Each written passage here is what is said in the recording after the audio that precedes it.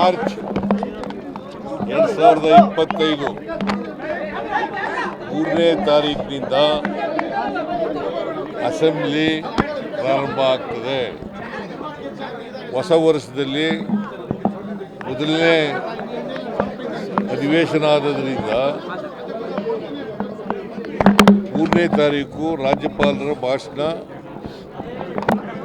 ಮಂಡಿಸ್ತಾರೆ. ಅವರು ರಾಜ್ಯಪಾಲರ ಭಾಷಣ ಮಂಡಿಸ್ತಾರೆ.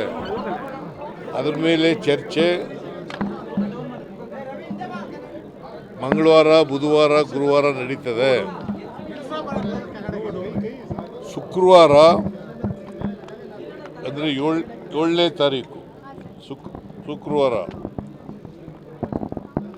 25-26ನೇ ಸಾಲಿನ ಆಯವ್ಯಯವನ್ನು ಮಂಡಿಸ್ತೇನೆ.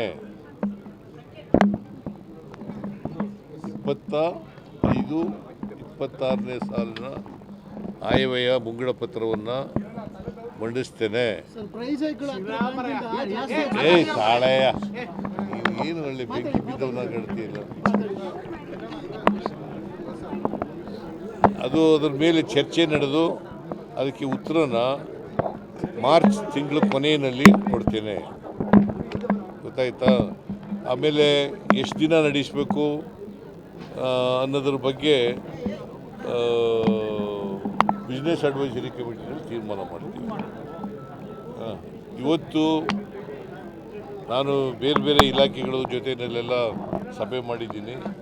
ನನಗೆ ಕಾಲು ನೋವಾಗಿದ್ದರೂ ಕೂಡ, ಮಂಡಿ ನೋವಾಗಿದ್ದರೂ ಕೂಡ ಮನೆಯಲ್ಲೇ ಬೇರೆ ಬೇರೆ ಮೀಟಿಂಗ್ಗಳು ಮಾಡಿದ್ದೀನಿ. ಇವತ್ತು ಜಾಸ್ತಿ ಜನ ಬರ್ತಾರೆ ಅನ್ನೋದಕ್ಕೋಸ್ಕರ ಇಲ್ಲಿ ಬಂದಿದ್ದೇನೆ. ರೈತ ಸಂಘಟನೆಗಳು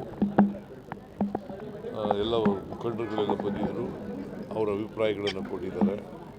ನಾವು ಅವ್ರ ಸಲಹೆಗಳನ್ನು ಗಮನದಲ್ಲಿ ಇಟ್ಟುಕೊಂಡು ಬಜೆಟ್ ತಯಾರು ಮಾಡುವಾಗ ನಮ್ಮ ಇತಿಮಿತಿ ಒಳಗಡೆ ಯಾವುದನ್ನು ಸೇರಿಸಬೇಕು, ಯಾವುದನ್ನು ಸೇರಿಸಬೇಕು. ಮತ್ತು ಕರ್ನಾಟಕ ಸರ್ಕಾರ ಯಾವಾಗಲೂ ಕೂಡ ರೈತ ಹಿತವನ್ನು ಕಾಪಾಡೋದ್ರಲ್ಲಿ ಹಿಂದೆ ಬಿದ್ದಿಲ್ಲ. ಯಾವತ್ತೂ ಕೂಡ ರೈತರ ಜೊತೆ ಇರ್ತೀವಿ. ಕೃಷಿ ಬೆಳವಣಿಗೆಗೆ ನಾವು ಪೂರಕವಾಗಿರ್ತೇವೆ ಅಂತಕ್ಕಂಥ ಮಾತುಗಳನ್ನು ಈ ಸಂದರ್ಭದಲ್ಲಿ ಬೆಲೆ ಏರಿಕೆ ಜಾಸ್ತಿ ಆಗಿರೋದ್ರಿಂದ ಸರ್ ನಿಮ್ಮ ಮೇಲೆ ಎಕ್ಸ್ಪೆಕ್ಟೇಷನ್ಸ್ ಜಾಸ್ತಿ ಇದೆ. ಸಾಕಷ್ಟು ಬೆಲೆ ಏರಿಕೆ ಜಾಸ್ತಿ ಆಗಿರೋದ್ರಿಂದ ನೋಡೋಣ. ಈಗ ಬೆಲೆ ಏರಿಕೆ ಕೇಂದ್ರ ಸರ್ಕಾರ, ರಾಜ್ಯ ಸರ್ಕಾರ ಎರಡೂ ಮಾಡಬೇಕು.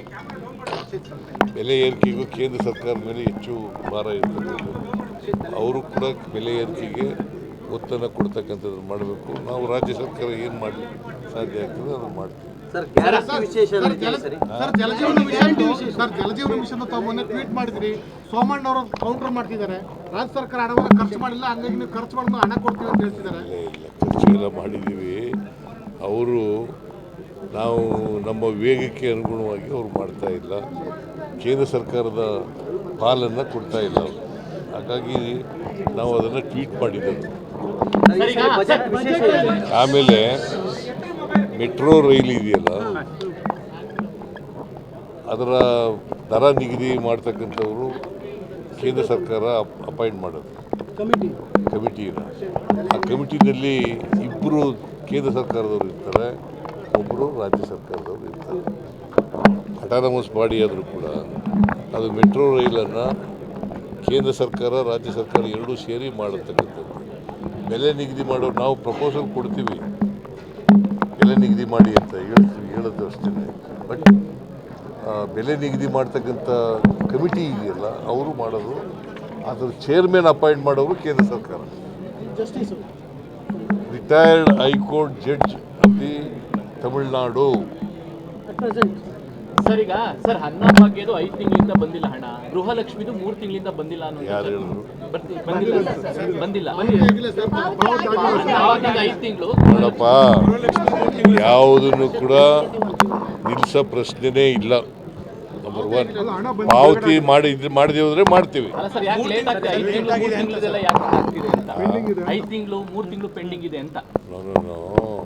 ನನಗೆ ಗೊತ್ತಿಲ್ಲ 3 ತಿಂಗಳಿಂದ ಪೆಂಡಿಂಗ್ ಇರೋದು ಗೊತ್ತಿಲ್ಲ. ಕೂಡಲೇ ಬಿಡುಗಡೆ ಮಾಡಿ. ಸರ್, ಮೂಡಾದಲ್ಲಿ ಆಲ್ಮೋಸ್ಟ್ ನಿಮಗೆ ಕ್ಲೀನ್ ಚೀಟ್ ಸಿಗ್ತದೆ. ಆರೋಗ್ಯ ಆಗಿದೆ ಸರ್.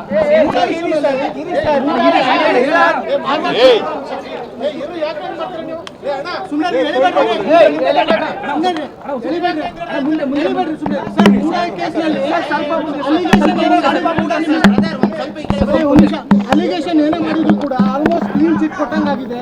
ಲೋಕಾಯುಕ್ತ ಪೊಲೀಸ್ ಗೊತ್ತಿಲ್ಲ, ನನಗೆ ಗೊತ್ತಿಲ್ಲ. ಆರೋಗ್ಯ ಹೇಗಿದೆ ಸರ್? ಇಂಪ್ರೂವ್ ಆಗ್ತಾ ಇದೆ, ಪೇಯ್ನ್ ಕಡಿಮೆ ಆಗ್ತಾ ಇದೆ, ಟ್ರೈನ್ ಆಗಿರೋದ್ರಿಂದ